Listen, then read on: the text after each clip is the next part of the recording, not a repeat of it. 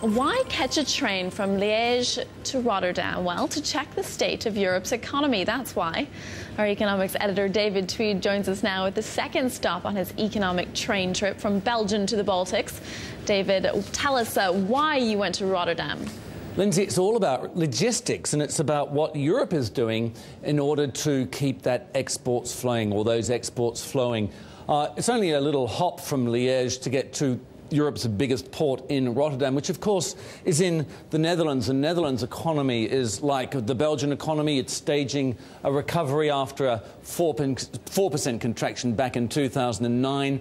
Bit of a problem with the budget deficit at 6.3%, but total debt to GDP, 66%, well under the European average. And as for Rotterdam, well, they're taking a big bet into the eventual recovery of the European economy.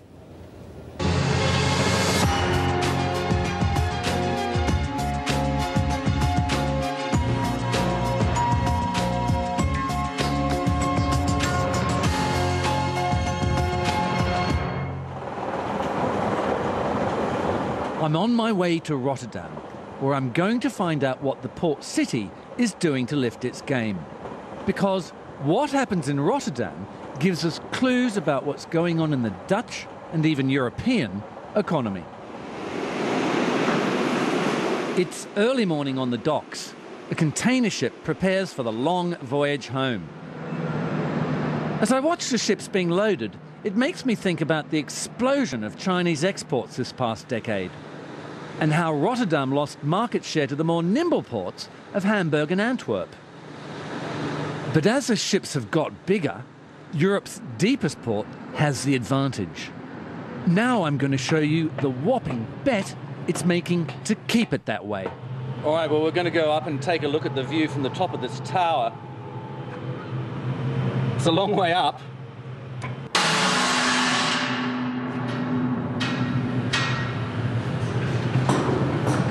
"40 meters. I hope it's worth it."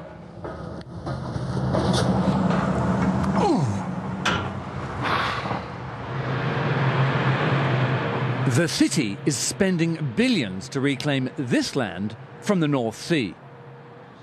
The chief executive of the Rotterdam Port Authority explained to me how they're building a terminal that will service the world's largest container ships.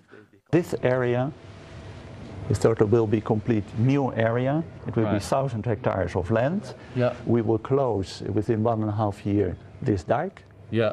And we will make land here and land here. And these two areas are reserved for container terminals. The extension will enhance Rotterdam's position, allowing Europe's biggest port eventually to double its container handling capacity. The speed at which the new facilities are added will depend on the ebb and flow of the economy. With throughput up roughly 14% this year, it looks as though the European economy may grow fast enough to make it pay off. Well, David Tweed joins me in the studio now. So when we say that Rotterdam is Europe's biggest port, is the main reason for that because it's so close to Germany? Well, yeah, you'd think so, but actually it's Germany's second biggest port. But Rotterdam is just so well integrated into all of England, all of Europe. I was actually really surprised to find out that it's also Austria's biggest port. You know, and you'd think of Austria as rather a long way off. So I was speaking to one of the Rotterdam University or Erasmus University economists just about how Rotterdam plays into the entire European economy. Have a listen to what he said. It is really functioning as a European port, and I think if you see the cost-benefit analysis of the second Maasvlakte, you see that quite a lot of the benefits of investing in this second Maasvlakte are flowing to, not to the Netherlands, but to Germany. So this is really something of an investment for, well, for a large part of the European economy. Well, they're obviously making a big long-term bet in terms of their investment in the infrastructure there. But how's business been in more recent days? Well, recently, actually, you know, they've been very surprised when I talked to them about how business had been just this year. In the first quarter of this year, it's up about 14%. And there are some numbers that are going to come out on Thursday where we'll get the first half throughput numbers. And, you know, the indications are showing that they'll also be up in the same order. And we're seeing that sort of borne out, really. We had those German export figures yesterday, which were much higher than economists forecast.